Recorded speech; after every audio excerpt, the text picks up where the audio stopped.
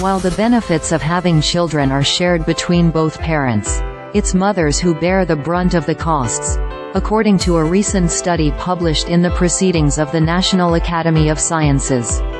Despite women's increasing levels of education and representation in senior leadership positions at work, women are still more likely than men to take time out of the labor force or reduce the number of hours worked because of caretaking responsibilities. Research shows some women also choose occupations that pay less but provide more flexibility to accommodate their family responsibilities. Those caregiving demands have largely contributed to a persistent gender pay gap, often referred to as the motherhood penalty.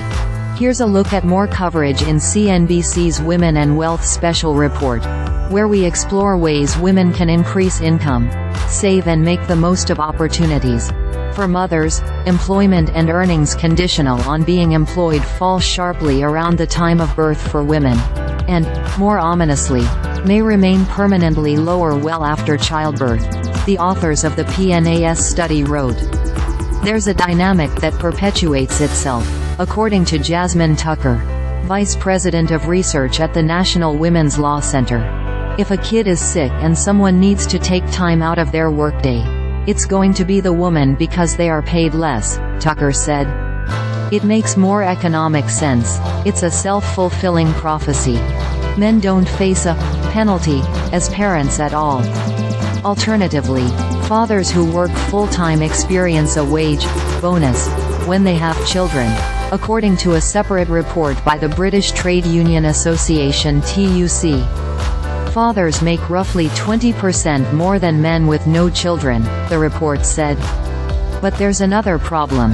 Even when women outearn their husbands, they still pick up a heavier load when it comes to caregiving responsibilities, according to a separate Pew Research Center survey and analysis of government data.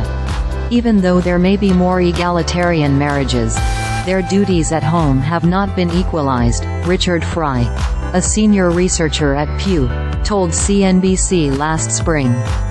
The gender imbalance in time spent on caregiving persists, even in marriages where wives are the breadwinners.